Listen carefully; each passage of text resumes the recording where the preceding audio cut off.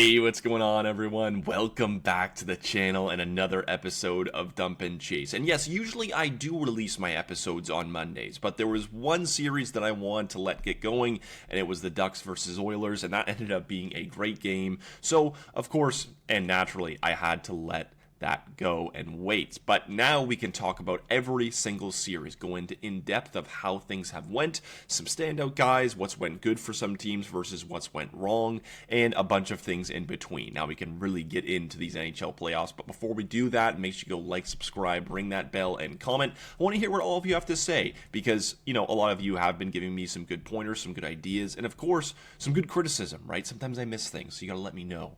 But I don't mean to, but sometimes just naturally we're all human, we do. But let's not waste any more time. Let's get right into the video. And first we'll get into the craziest series in my opinion so far, and one that maybe people weren't expecting to be like that. Two very defensive teams that don't allow much, have scored but haven't scored at the same time. I know a lot of people weren't really on board with how I described the Carolina Hurricanes in my one video. I was more talking about the playoffs. They can score, but they don't really score as much. Of course, the regular season they were one of the top teams in that aspect, but when we talk about this series so far, a 2-0 series lead right now for the Carolina Hurricanes going back to Ottawa. We'll see if I can make my way there. There's been a couple of standouts. Let's just talk about the game as a whole. Double OT. This game was almost finished by Mark Jankowski on a rebound shot. Ended up not being that. It was offside. Then a penalty shot of everything in a playoff series. Linus Ullmark stops that off Jordan Martinook. But then, of course, he gets the overtime winner. Yeah, it's that was a tough game for the Ottawa Senators. I thought they really battled hard. Of course, Dylan Cousins got the end of the second period, a goal there to tie it up going into the third. So critical for him and how things have went. Logan Stankoven has been such a driver in this series, and we'll talk about him quickly right now. He's got 3 points in 2 games, 2 of those being goals. It feels like he's really coming out of his shell. You know, last year when he was traded to Carolina in that deal for Mikko Rantanen, along with a bunch of other pieces, I really liked that pickup for them. I thought that it worked out well. They needed a young possible center. Has he been a center, really? Yes and no. Like, it hasn't been, I wouldn't say it's been really that, but talk about a guy who has just been a gamer in this series. You know, I've had Logan Stankoven on my podcast, really good guy, good dude, works hard. But what you'll notice about him is that he is not the biggest dude. He's 5'8", 165, but you can not tell me that he does not work hard in corners, go to those tough areas, and make things happen. He is a tough player to play against. He works hard, and he puts himself in a position to succeed, and man, does he have a good shot. We've seen that so far. He's a gamer. He's a gamer. And I think in this series so far, you would have needed Carolina to have that, right? Like, they pick up Nikolai Ehlers in the offseason going into this season. He's been a good player. A lot of people had him as the X factor for the Carolina Hurricanes. For me, it was more like, okay, yes, maybe he can be that guy. Maybe he might not be able to be that guy. But at the same time, there was a lot of people that you really needed to keep an eye on, right? Like Sebastian Aho, is he going to be able to continue what he's doing, right? Jackson Blake, he's a young guy. What is he going to be bringing to the playoffs this year, right? It wasn't just one person. So when you have Logan Stankoven chipping in, you're expecting him to chip in, but when you have him chipping in like this in big situations, setting the tone in the games like this, it's so important. So when I look at a game like this, you know, outside of what Carolina was able to do, I loved the Senators and their play. The first wasn't my favorite, but the third period was a big one for them. I was surprised they weren't able to finish it. They had a couple of chances throughout this game. The big one was where Tim Stützle beat Linus Ullmark. It was just the post that he was not able to put that one through. Really unfortunate in that aspect, because the Senators honestly had a couple of chances like that where it felt like the game was done. It felt like they were going to put it in the back of the net. They just couldn't make it happen. Really unfortunate, because they deserved a better ending to one of these games. I mean, the way that Linus Ullmark has played in these 2 games so far in these playoffs is insane. A 199, 933 save percentage. I believe his goals saved above expected in one game was like a 168. The other one was a 2.5. It was something along the lines like that. absolutely nuts, considering everything that has been said about him throughout this year, right? He's a good goaltender. I always kept that along, right? The X factor was always going to be goaltending. He always was able to do it, right? I don't know why people doubted this, and we're seeing it right here. He's kept them in games. He's made sure they've been able to win these games. Should they have had better result, and should this likely be a 1-1 series tie going back to Ottawa? Yes, but that's just not what it is. Now, the Senators are in an interesting spot because they were in this area last year. They went down 3-0 to the Maple Leafs.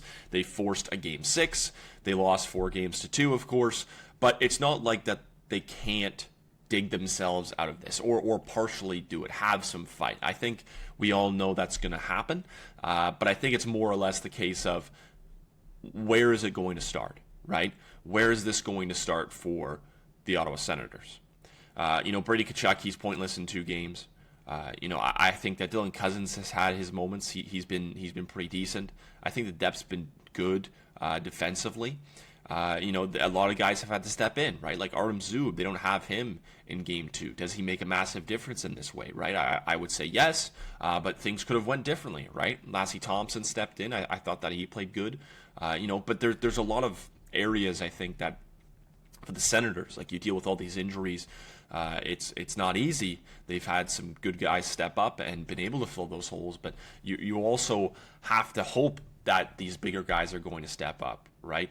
Now, I can't remember if what Tim Stutzlo's point totals were in the first game, but none in this game, right? Like your big guys need to be big guys, right? Those franchise players need to be producing. So you got to think that when you come back to Ottawa for Game 3 on Thursday, it's going to be a different feel. It's going to be some type of different response, right? Like we saw how crazy CTC was last year, and granted it was against the Maple Leafs, like it's going to be crazy anyway, but that was just heightened by a million times. But I have no doubt that place is going to be off its rocker again. We'll see if I can go there. Still trying to decide if I can feasibly make it work.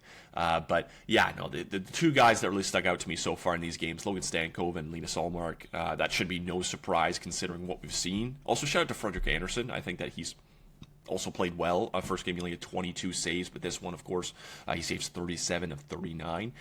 Again, very impressive for a .949 save percentage, right? So, not bad. But yeah, that's the Sens and Kane series so far. I think that Carolina's, for the most part, has been able to close gaps well and limit the Senators' chances. They thrive in a little bit more of open space compared to the Hurricanes. So outside of that third period and some parts of overtime, I think that they've really, really done a good job of just limiting their chances. So we'll see how this one goes. Next series, the Flyers and the Penguins. Yes, another 2-0 series here. And I'm surprised. I think a lot of people are also surprised by this. I was at least expecting 1-1 after 2 games in in Pittsburgh, but this is a bad spot to be in if you're the Penguins, right? And we'll get into why this is the case. Like I really only have one standout performance right now for this, but we'll go on here. The Penguins have been very underwhelming, and I'm not just saying this because they were shut out in Game 2. Game 1 was not that great either. They were shut out until, I want to say, halfway through the second period when Evgeny Malkin put in the back of the net. One guy who has been good is Porter Martone. This is a guy, 2 goals in 2 games, rookie. He's been physical. He's been able to make things happen. And we've seen that in this game, right? Like, if we go to the box score here, you can see, from the Flyers side at least, how many people are throwing hits. Travis Konecny and Garden Hathaway were expecting that. Sean Couturier in Game 1, I think he had 5 or 6 hits. Owen Tippett, Tyson Forrester, Martone had a couple, right? Everyone is laying it on the line when it comes to something like this. Even their back end, 5 hits for a guy in Rasmus Ristolainen, 4 for 4 in Nick Seeler. You talk about guys who are gamers, people who are going to lay it on the line, whether it means points, whether it means being physical, being engaged in corners. The Flyers have been able to do that. They've been able to take away space from the Penguins that they thought they were going to have. Now, again, the Flyers weren't expected to be a team in these playoffs, same as the Penguins, right? But if this is a team coached by Rick Tocchet that is going to be a force, I'm not surprised. Like, you talk about how many guys on this team are grinders, right? Like, look at this forward core: Travis Konechny, Garden Hathaway, Christian Dvorak, Noah Cates, Luke Glendening. You could say Denver Barkey, Tyson Forrester, Owen Tippett, Porter Martone. Why not? He's more of a skilled player, but still. Noah Juleson, Nick Seeler, right? Like, the names on here are crazy. Also, shout out Dan Vladar. Really good game by him. But this is a disappointing game by the Penguins, right? I was expecting them to come out a little bit better in game 2. Now, this was the Dallas Stars. That's another series where I was hoping the same thing would happen. It did. We'll get into that. But for the Pittsburgh Penguins, like, look at these point totals, right? Like, Evgeny Malkin, 2 points in 2 games. Okay. Sidney Crosby, pointless. He's a -2. He's 47.8% on the faceoff dot. Guys who have been able to chip in for the Pittsburgh Penguins during the season haven't so far. Now, again, it's hard because it's 2 games into a series. It's a playoff series, right? And over an 2-game season, yes, someone is bound to chip in. But you talk about who's really done well for them. Anthony Mantha, pointless. Igor Chinnikov, pointless. Elmer Soderblom, pointless. Ben Kindle, pointless. Like, again, are these big name guys in the NHL? No. But it's also worth noting that these guys have been those drivers. They have been those guys who have been chipping in, right? From top to bottom, right? Like, you're even the guys who do have some points, and Ricard Raquel, Thomas Novak, Brian Rust, Erik Karlsson, like, you need more from them.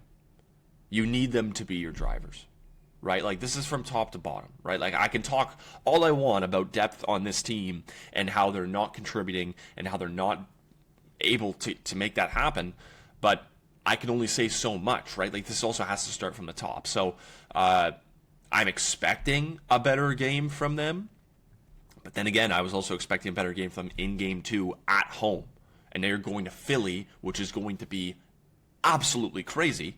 It is going to be rocking there, up 2-0 against a very much rival team, the Pittsburgh Penguins, Battle of Pennsylvania. So for this series, definitely disappointed with how the Penguins have looked so far. Pleasantly, surprised by the Flyers, considering that I said Pittsburgh in 6. I'm not expecting them to win 4 games straight. Could they? Sure. But I'm not expecting it. So we'll see how this series continues along. Shout out Porter Martone.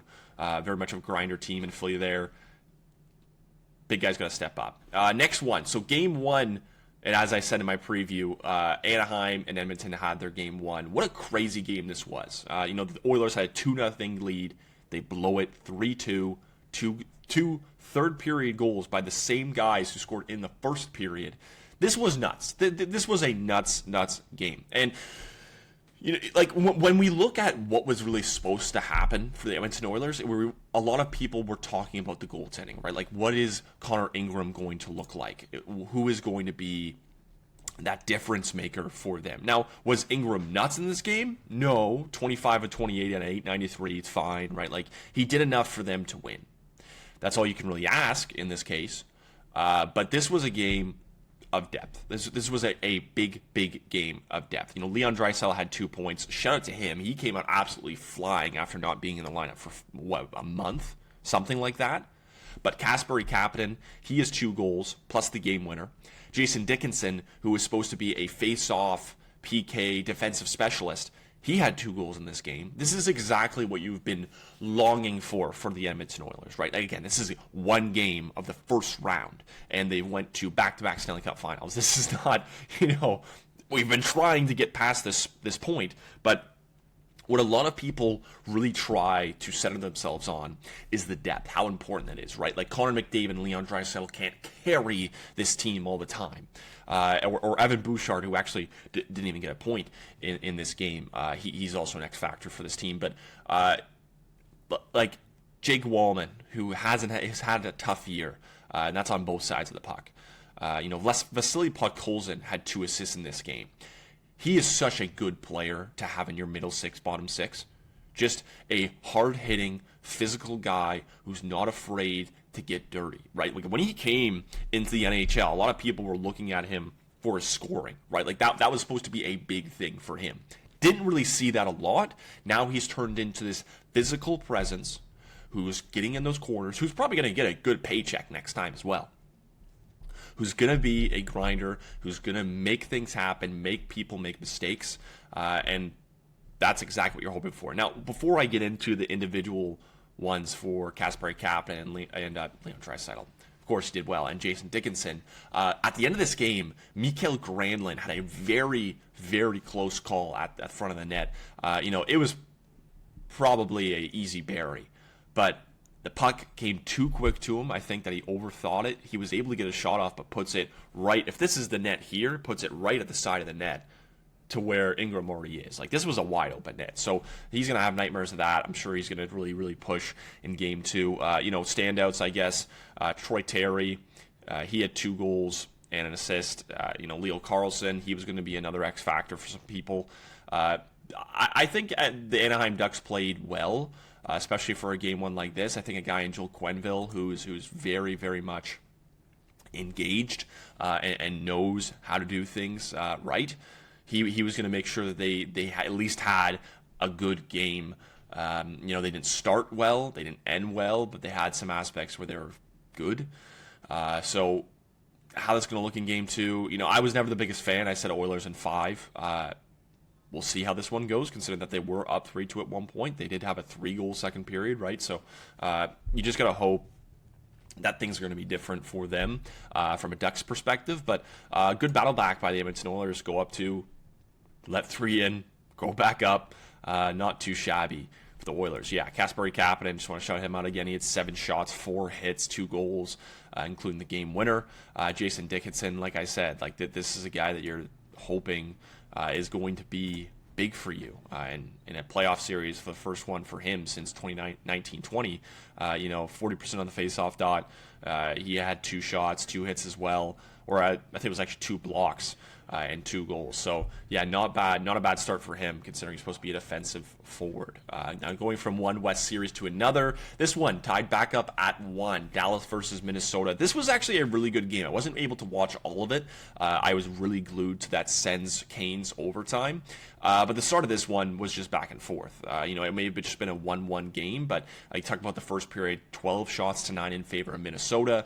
Wyatt Johnston, a weird goal to start off this game, like a bank off the boards that sneaks by Jesper Wallstedt. Brock Faber, he's able to walk in, use his body really well, and rip that one top shelf. And then you just talk about the guys who are going to be big pieces for them again. Of course, Matt Duchene, Jason Robertson, Wyatt Johnston has another.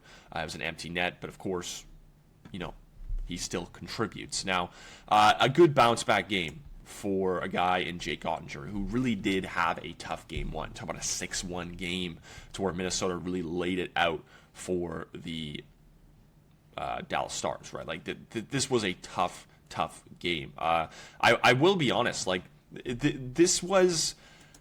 I don't want to say it was a bad game per se for the Minnesota Wild. It wasn't one where I said, okay, they're done. This was a bad showing. I think this was more one, at least when I saw from the highlights, where I wasn't able to watch anything, but this was one where it was close, right? You talk about a 3-2 game all the way up until 50 seconds left when Wyatt Johnston scores the empty net, right? This was always going to be a close series. This one goes back to Minnesota, tied 1-1. I'm excited to see how they do at home.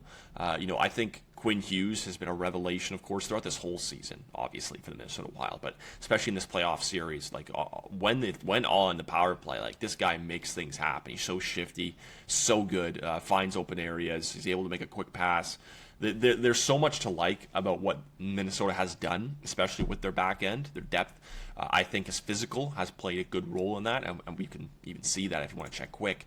5 hits for Bobby Brink, Yakov Trenin. He got laid out by Colin Blackwell. He had 3 hits. That's kind of nuts. Marcus Foligno had 9 hits for him. Michael McCarron, he had 2 blocks, 2 hits. All these pickups and guys that you've actually already had as well have been able to step in. Now, they didn't have a guy in Matt Zuccarello in the lineup. That's a tough loss. He had 3 apples in the first game, right? I'm not saying that he's going to be, this franchise-level game changer, but of course he is someone who's pretty consistent, who can put points on the board, make a play.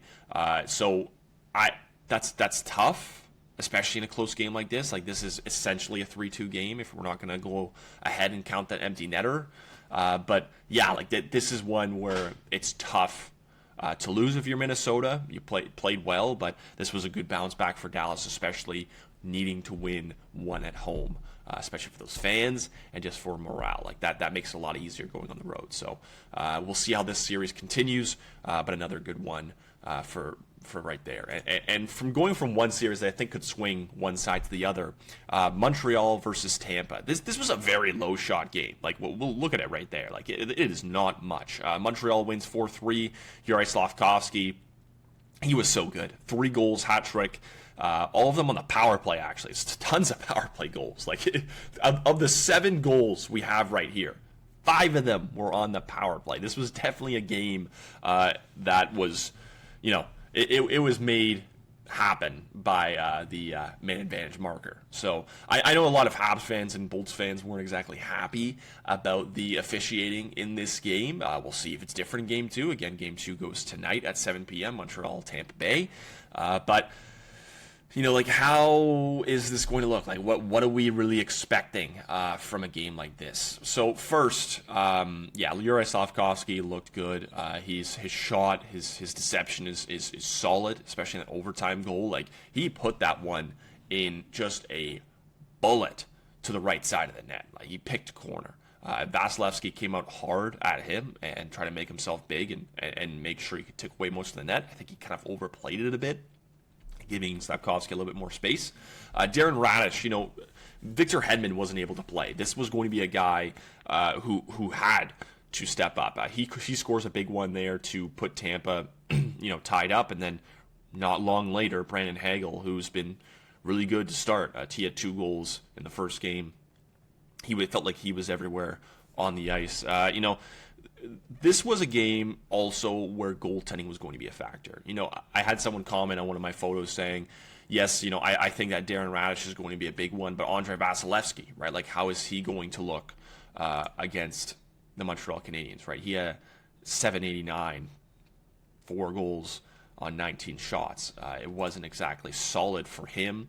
Dobish wasn't insanely, if you want to just go by the numbers, insanely great either. But I think if you were watching the game, you would have said, yeah, like, he looked comfortable.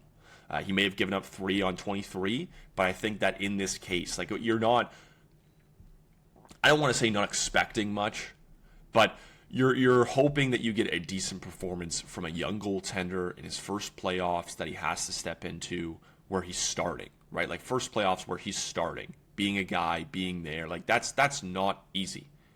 It's not easy. So if you're Jakub Dobish, I think you have all the confidence in the world. I would. If I'm the coaching staff, I do as well. I think that the first shot that he kind of had was a little bit scary. He bobbled the puck a bit, looked like, oh, what are we getting into? Is he nervous? No. Not happening. He was really, really good. I felt that he made some saves, timely ones. He looked comfortable.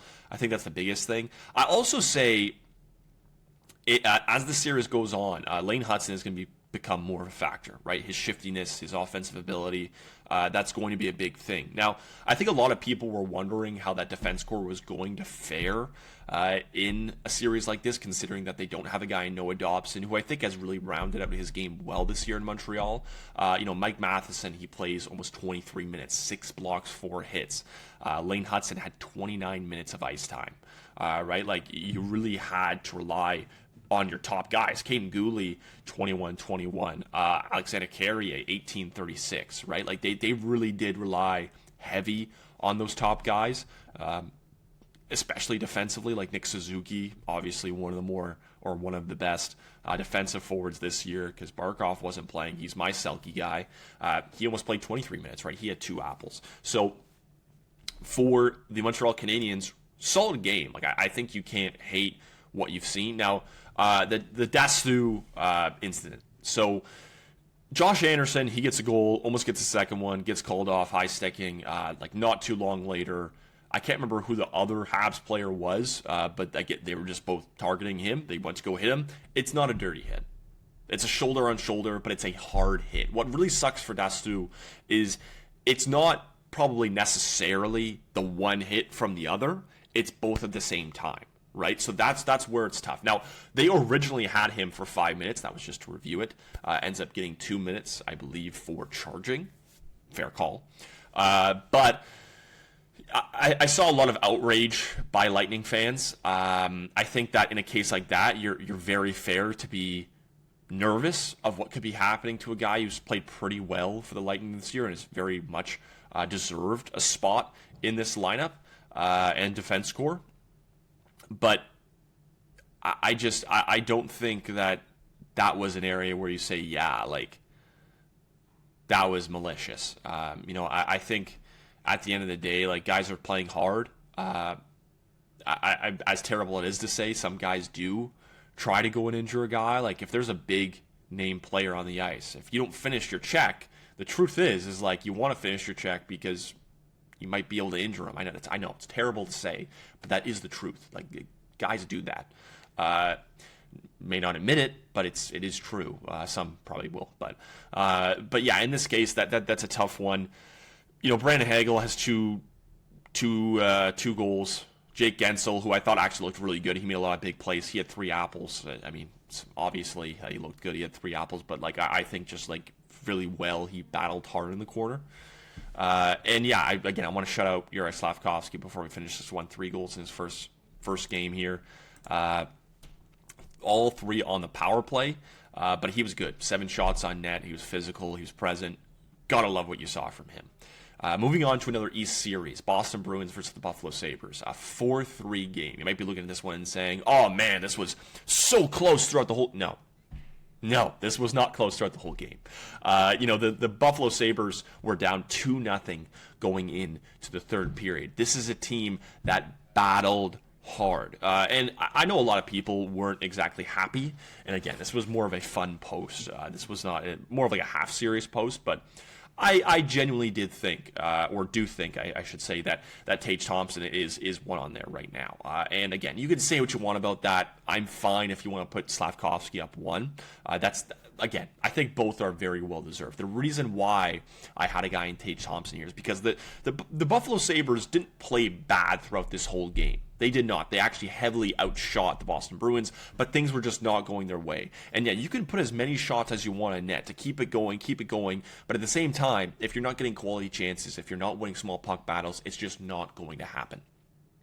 So for me, when the third period comes, down 2-0, it is late in the game. Like this goal was scored at 12:02, right? So this is getting down to it.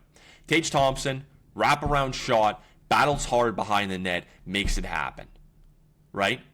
First, the second one, he comes from the left corner, hard battle from behind the net, gets out in front by a couple guys, puts it past Jeremy Swayman, tie game at 15:44. Now, again, I'm not going to take away what Juraj Slafkovsky did. Again, if you want to put him 1, very fair. I'm not going to battle you for that. I can see why he would be 1. But I think different situations in this case results in different context, right? Like the Montreal Canadiens, Slafkovsky gets the overtime winner. He puts them ahead. Of course, Brandon Hagel scores just a little bit later. But in this case, Tage Thompson got the Sabres from a time where it felt like nothing was going to happen. Like Jeremy Swayman was playing like what felt like prime Hasek in that way.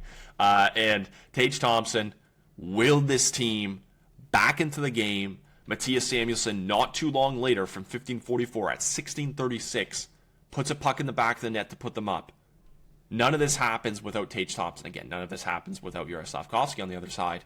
But in areas, 5-on-5, not on the power play, hard battles, he got there. He led by example. Again, say the other one. I just really loved what I saw from Tage Thompson this game. Had an apple on the fourth empty net as well as they were battling in the defensive zone. And it's a 4-3 game, late won by David Pastrnak. But yeah, solid game all around. I think that you could say maybe the Bruins were robbed in this way, like it was their game to win, or I guess their game to lose, if you want to say it that way. But the Sabres had all the chances. They were making things happen. Like you talk about the shots, 14-9, 13-4 in the second period, and they got nothing. 11-7 in the third. They ended up coming out with a 4-3 win. I'm excited to watch this game tonight. I can't wait. 7:30, and yeah, Tage Thompson, 2 goals, 1 apple, 3 points in the first game, leading by example. You have to love what you've seen. Second last series that we're going to talk about really quickly here. Los Angeles Kings, Colorado Avalanche, 2-1 game. This was a solid one by the Kings. Even in a loss, I don't think you can hate from what you saw in this one. Played good defensively. Had chances offensively. If Doughty puts that one in the back of the net, does this look differently? I think you have to think that way, right? Like, again, you don't want to sit on what could have happened. You want to sit on what happened, right? And, again, I don't think you can hate the effort from the Kings. I think that they looked a lot better than people were expecting. How Game 2 is going to look, I'm expecting the Avs to look better, genuinely.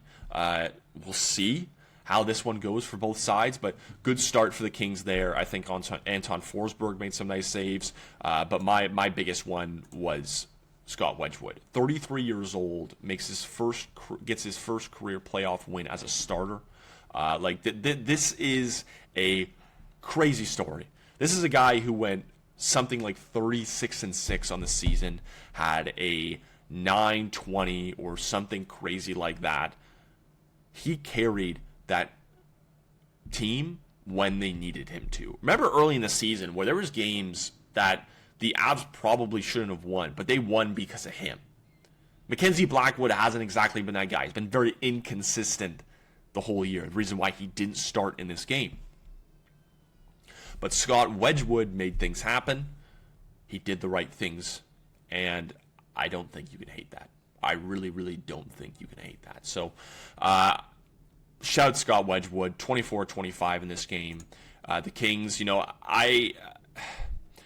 it's tough because, they don't score one till late in the third period. Artemi Panarin, that's a guy you want to be leading, a guy that you want to make it happen. Shot from the point, gets through a ton of bodies. How that didn't get tipped or get hit on something is nuts. Scott Wedgwood doesn't see that. They get their first goal of the game, but they're not able to muster anything else. Arturi Lehkonen, what a play that was. A shot from the side, the closest end boards from where the camera was. Nathan McKinnon put something on net, make it happen. Anton Forsberg isn't able to handle that or corral it. And guess who's there on the doorstep? Someone who scores big goals all the time for them, Arturi Lehkonen. He picks that up, outweights Anton Forsberg, puts it in the back of the net. Logan O'Connor, his goal, bobbling puck, shot above, I want to say glove side, shoulder. Like, this was exactly what you're hoping for, right? Some depth points, some depth push, some of the bigger guys stepping in. Just solid. Just so solid for them. This was a good game. Excited to see Game 2. This one goes at 10 tonight. Of course, back in Colorado. I assume it's going to be Wedgwood versus Forsberg again. I really wouldn't switch that. So we'll see how that one goes again. And the last game that I want to get into here, Vegas versus Utah. 4-2 win for the Vegas Golden Knights in Game 1. This was a game where, Utah got off to a pretty decent start. I thought that they looked good. Logan Cooley gets the first one. Colton Sissons, I thought that he had a pretty decent game. He had a goal and an assist. First one being the second period to tie it up. Not too long later, Kevin Stenlund, not bad. He gets a goal, puts Utah back up. But the third period, so dominant for the Vegas Golden Knights. You talk about a power play goal. Colton Sissons makes one happen, and the Nick Dowd one. His antics of saying that he's going to do something to, I think it was Logan Cooley. A 4-2 win for them. The Vegas Golden Knights, this is a team that I think a lot of people are slightly underestimating. And I say that because, look, they weren't dominant throughout the season. A lot of teams in that Pacific, in the top 3, were not dominant throughout the season, right? It was a very lackluster finish in the West in some respects. But when we look at a game like this, the Vegas Golden Knights for John Tortorella, you know that they're going to start on time. You know that things are going to happen. And this, again, top to bottom, guys chipping in from the big names, Mark Stone, Marner, Hurdle, Barbashev, to the depth in Nick Dowd, Colton Sissons, Craig Smith, Brain McNabb, right? Like, all these guys had to be buzzing from top to bottom. And, you know, as much as it is from here to there, like, goaltending was going to be a massive factor in this one. Like, Karl Vejmelka's played so many games this year for the Utah Mammoth. He has a 900 in this one, saves 27 of 30. So wasn't insane, but he made the saves when he needed to. Actually, I shouldn't say he wasn't insane. What I'm thinking of insane is like he wasn't carrying the team, but he made the saves when he needed to, I guess. And for the Vegas Golden Knights, you know, this was an interesting one. Carter Hart starts in this one. He finishes with a 939, saves 31 of 33, played pretty well. But this was a game where the puck ran around, shot was a wild one, let in by Carter Hart. Puck, he saves it, hits Caden Korczak, and goes in the back of the net. Like, that's when you talk about a nightmare in the start of the playoffs for a goaltender. Crazy, something that you don't want to see. You know, strictly talking hockey in this side, Carter Hart has been a good goaltender for the Vegas Golden Knights since John Tortorella has come around. I think it's actually been pretty similar to the number that he had, 939 in this game. It's been about a 930 in the games that he started under John Tortorella in this new regime. Again, like, there's a lot of stuff that we could get into in this respect, but from the strictly hockey side of him being in this game, he's played well. He's played well, and I think that was going to be a big X factor, like I mentioned. You know, how was the Vegas Golden Knights goaltending going to be, right? Adin Hill or Carter Hart. Either one you had to pick, right? Both of them on the year, if we just look at general statistics, haven't really been that great, right? Again, I just talked about how recently Carter Hart has been good. But on the year, numbers aren't great. He also hasn't played the whole year because he's been hurt. So, same as Adin Hill, honestly. So, for this respect, different. When it comes to both sides of goaltending, Karl Vejmelka has been a good goaltender, or at least a decent one. He's started a lot of games. Vegas, very much out in the world. Like, you kind of have to see how things are going to be. But yeah, like, goaltending was always going to be a thing. He played well enough. That was Hart.